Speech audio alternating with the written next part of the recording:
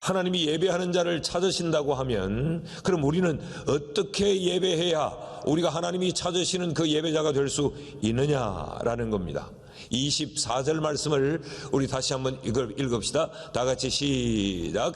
하나님은 영이시니 예배하는 자가 영과 진리로 예배할지니라. 하나님은 영이시니 하나님을 예배하는 자는 영과 진리로 예배해야 한다. 하나님은 이렇게 예배하는 자를 찾는다라는 말씀이지요. 24절이 우리에게 가르쳐주는 것은 하나님은 예배하는 사람이 반드시 기억해야 될 것이 예배의 그 대상이 누군가, 예배의 대상에 대한 이해를 분명히 해야 된다라고 지금 성경은 천명하고 있는 것이죠. 하나님은 영이시다 라고 하는 말은 하나님은 우리의 육안으로 볼 수 없는 분, 하나님은 우리의 감각으로 만질 수 없는 분, 우리가 감각적으로 감지할 수 있는 분이 아니다라는 이야기입니다. 하나님은 영이시다 라는 것을 예배를 가르치면서 밝히시는 그 이유가, 그렇다고 하면 하나님이 영이시라면 우리는 물리적인 방법으로는 하나님을 접근할 수 없어요. 물리적인 방법으로는 하나님을 예배할 수도 없어요.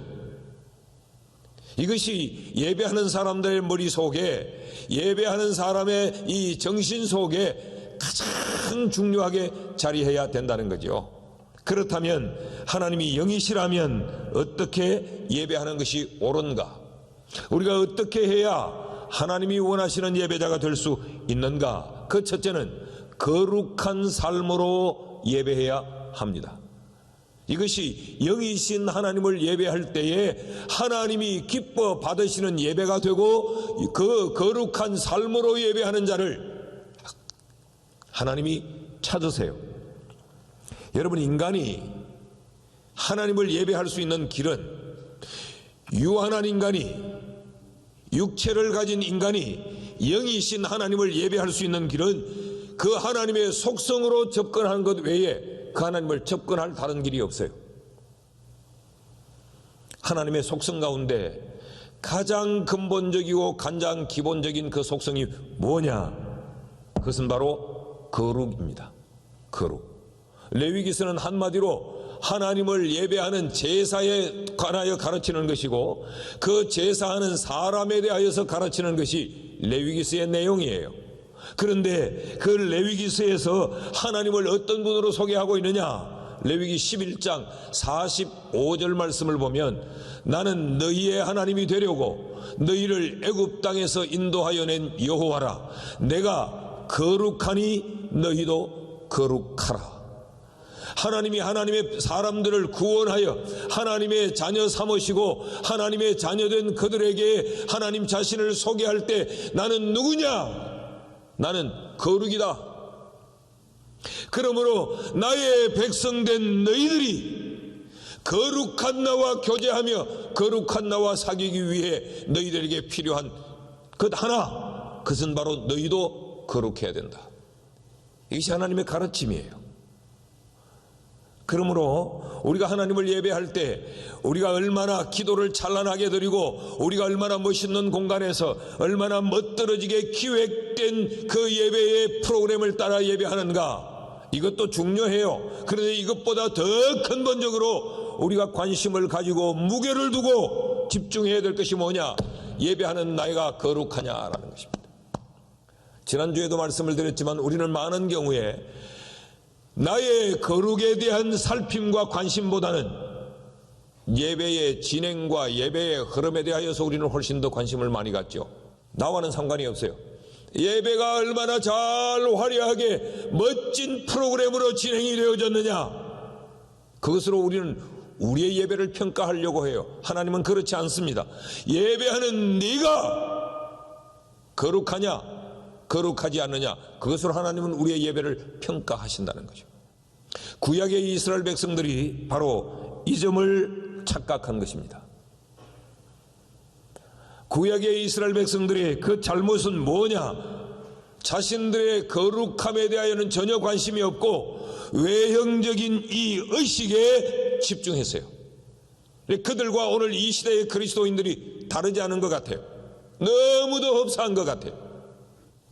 그래서 그런 이스라엘 백성들을 향하여서 하나님이 뭐라고 말씀을 하시느냐? 이사야서 1장 12절 말씀을 보면 너희가 내 앞에 보이러 오니 이것을 누가 너희에게 요구하였느냐? 내 마당만 밟을 뿐이니라. 거룩한 삶을 가지고 나오지 않고 예배의 행위만에 관심을 두고 나온 그들에게 주님이 뭐라고 말씀하시느냐? 너희들은 내게 보이러만 나온다. 출석 도장만 찍으려고 나온다. 그러니까 그거는 그냥 교회 마당만 밟고 가는 것뿐이지 예배와 상관이 없을 뿐만 아니라 나는 그런 자의 예배를 받지 않는다. 나와는 상관이 없다. 여러분, 예배를 하나님께 드리는데 하나님이 상관이 없다면 그 예배는 화려할지라도 그 예배는 찬란할지라도 그건 예배가 아닌 것입니다. 예배는 의식에 있는 것이 아니고 하나님이 받으시는데 초점이 있는 거죠. 13절 말씀도 보면요, 헛된 재물을 다시 가져오지 말라. 여기 재물은 예배의 행위를 이야기합니다. 제사의 행위를. 그런데 거룩한 삶으로 예배하지 않는 것을 하나님은 재물이 아니라고 말해요. 헛된 재물이라. 예배가 아니라는 이야기입니다. 분향은 내가 가정이 여기는 거요, 월삭과 안식일과 대회로 모이는 것도 그러하니 성회와 아울러 악을 행하는 것을 내가 견디지 못하겠노라. 참 무섭고 떨리는 이야기 아닙니까? 이 표현 속에 이미 이 제사의 행위는 제사의 가치를 상실해버린 인간의 제사 노릇일 뿐이지 하나님이 받으시는 것과는 전혀 상관이 없다는 이야기죠. 14절 말씀도 보실까요? 내 마음이 너희의 월삭과 정한 절기를 싫어하니 그것이 내게 기쁘고 즐거움이 아니라 무거운 짐이라 내가 지기에 곤비하였느니라. 그러니까 예배는 그냥 예배의 행위를 했다 안 했다 여기에서 끝날 수 없다는 거죠.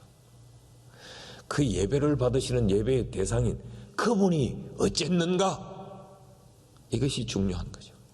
그러니까 그 하나님 앞에 우리는 갔다, 예배드리러 갔다, 그 추운데도 아침에 꼭 갔다, 나는 주일은 절대 안 빠진다, 이것보다 더 중요한 것은 하나님은 거룩한 삶으로 예배하는 예배자를 찾으신다는 거예요. 하나님이 거룩이니까 우리가 거룩으로 하나님과 접근하는 것 외에 하나님과 접근할 길이 없어요. 15절 말씀도 보십시오. 너희가 손을 펼 때에 내가 내 눈을 너희에게서 가리고 너희가 많이 기도할지라도 내가 듣지 아니하리니 이는 너희의 손에 피가 가득함이라. 이 말씀 잘 보십시오.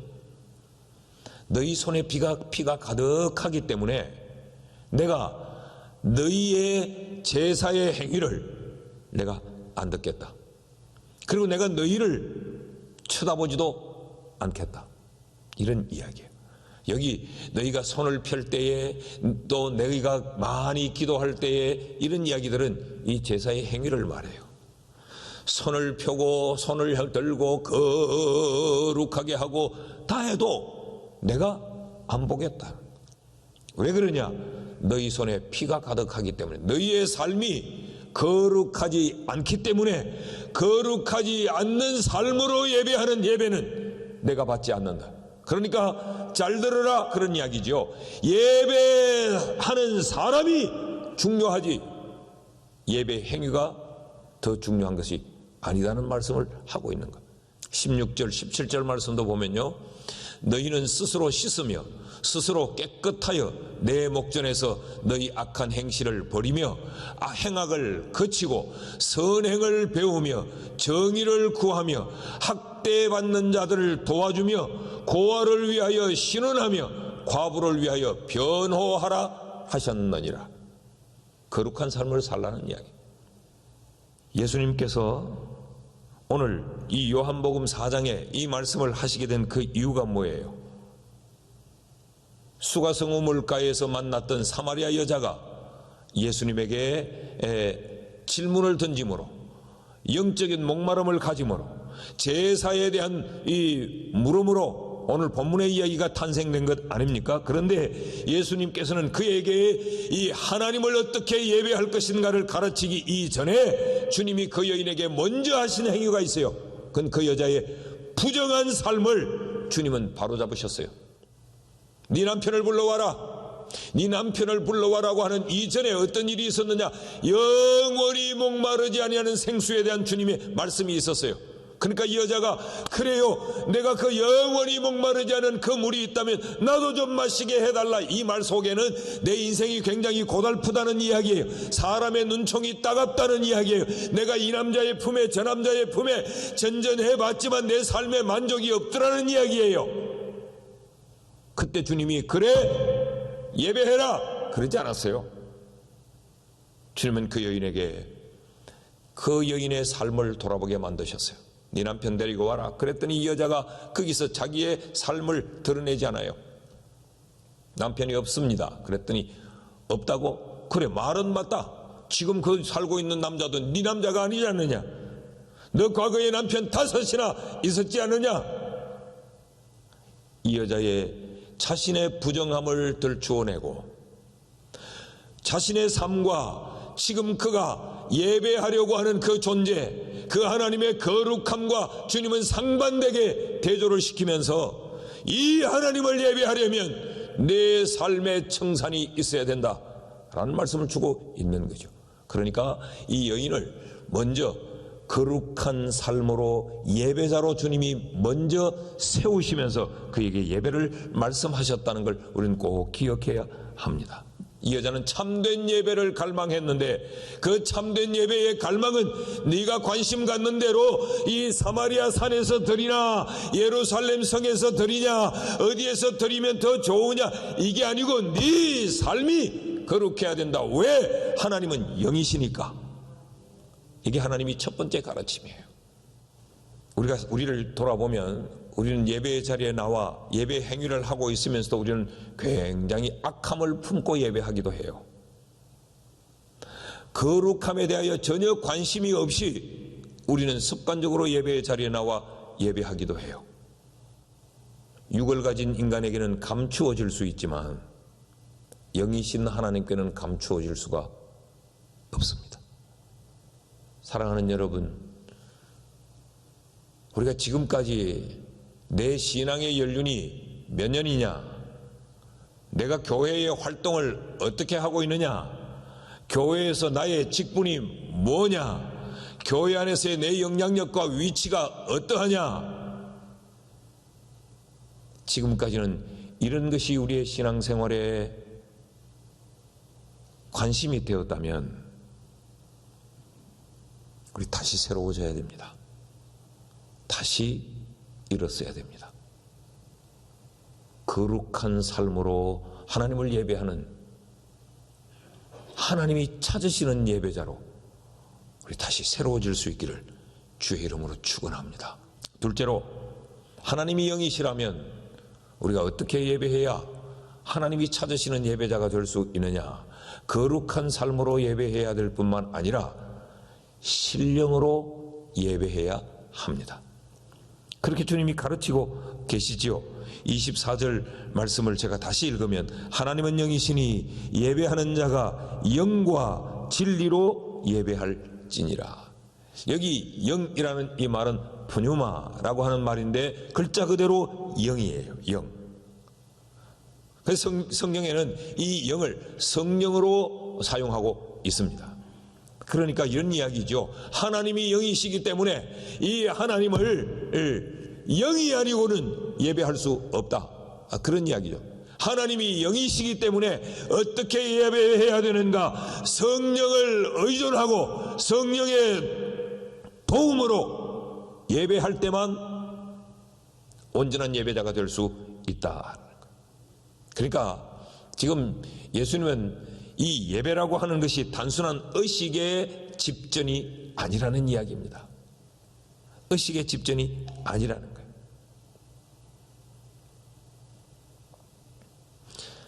성령 안에서 영이신 하나님과 교통하는 것, 그것이 예배라는 거예요.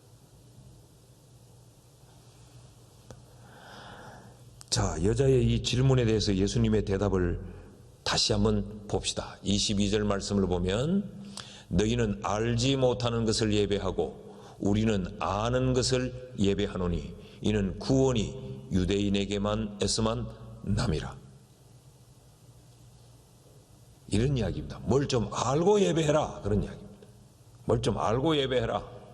뭘 알라는 말입니까? 예배의 대상이 누군지를 좀 알아라.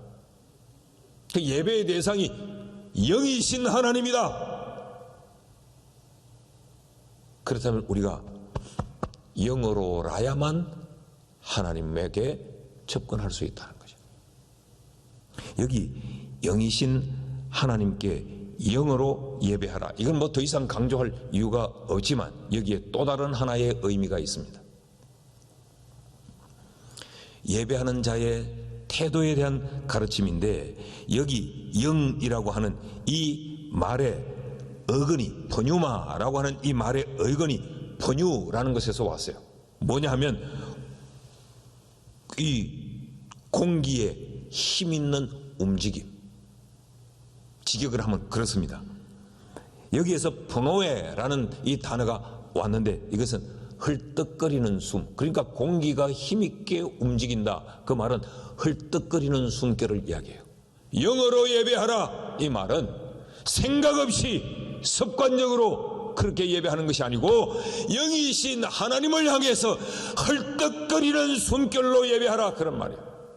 굉장한 사모함과 간절함으로 하나님을 예배하는 이 예배의 자세가 영어로 예배하라는 이 의미 속에 포함되어져 있습니다.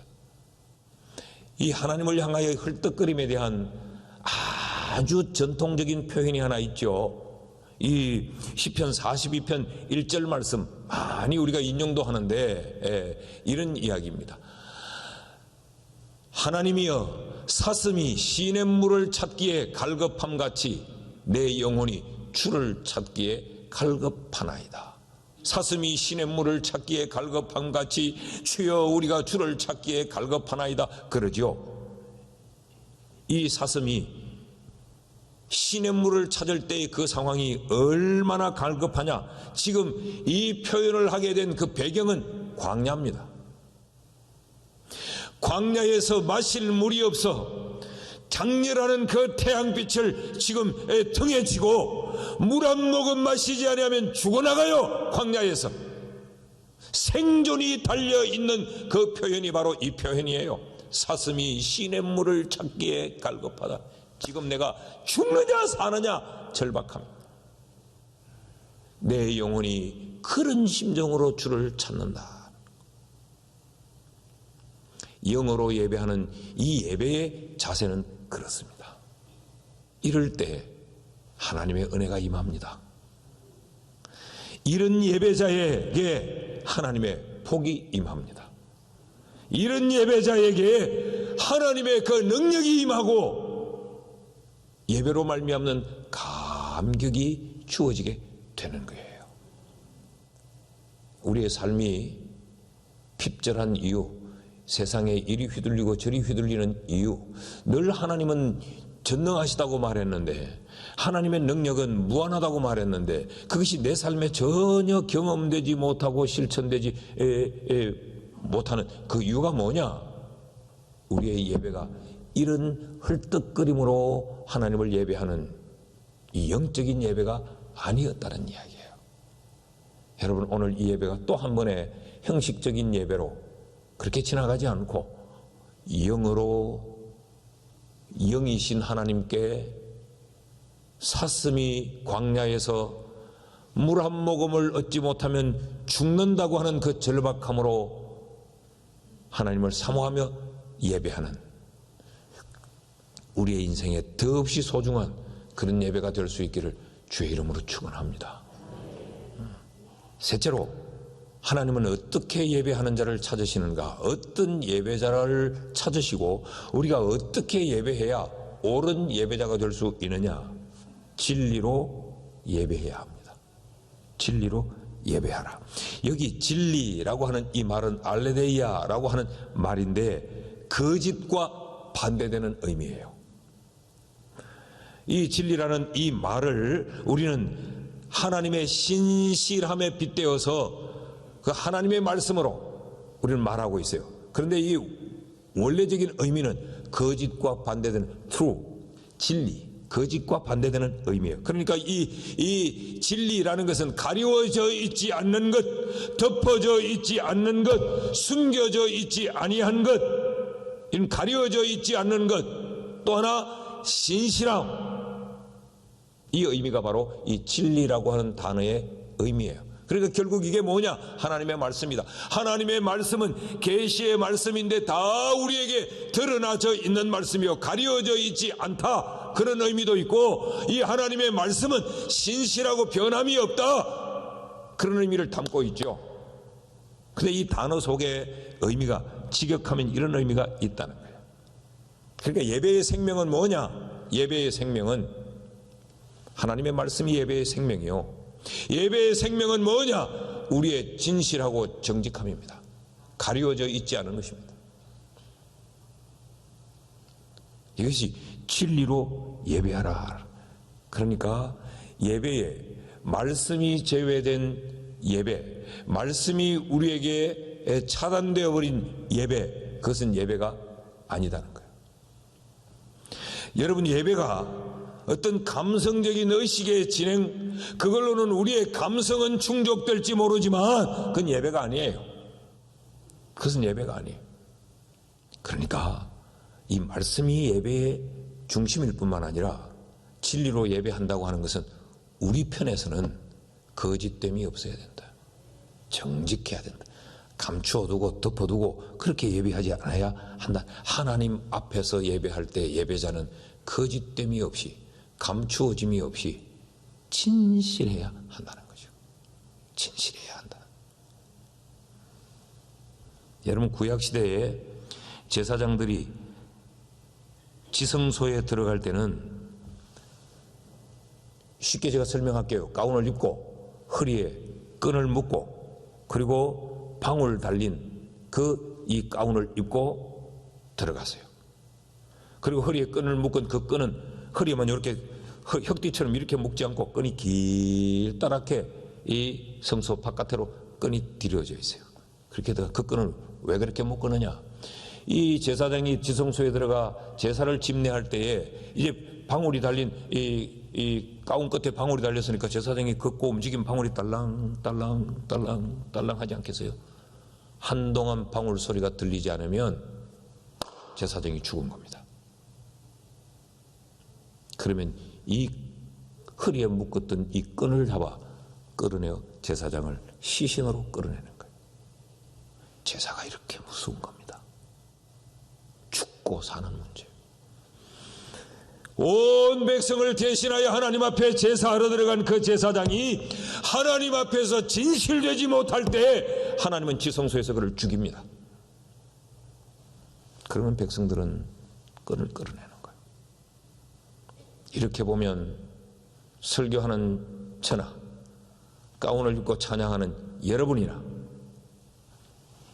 이 예배당 안에서 예배하는 우리 모두가 얼마나 거짓됨이 없이 진실하게 예배해야 되는가를 두려움으로 느낄 수 있는 거죠. 두려움으로. 이게 예배다. 그러므로 우리가 2022년을 내 인생의 새로운 한 해로, 의미 있는 한 해로, 복된 한 해로 그렇게 세우려면 반드시 우리는 예배를 점검해야 됩니다. 여러분, 우리의 예배가 어떤지, 하나님 지향적인지 사람 지향적인지를 잘 살펴보셔야 됩니다. 나는 하나님 앞에 거룩한 삶으로 예배하는가? 난 하나님 앞에서 나는 영으로 예배하는가? 하나님을 예배할 때 내가 살고자 하는 그런 헐떡거림이 내게 있는가? 나는 예배에 말씀을 붙들고 있는가? 나는 하나님 앞에 예배할 때 거짓됨과 가증스러움이 없이 정직함으로 하나님을 예배하고 있는가? 오늘 이 말씀으로 다시 한번 우리를 예배를 점검하고 새로워질 수 있기를 축복합니다.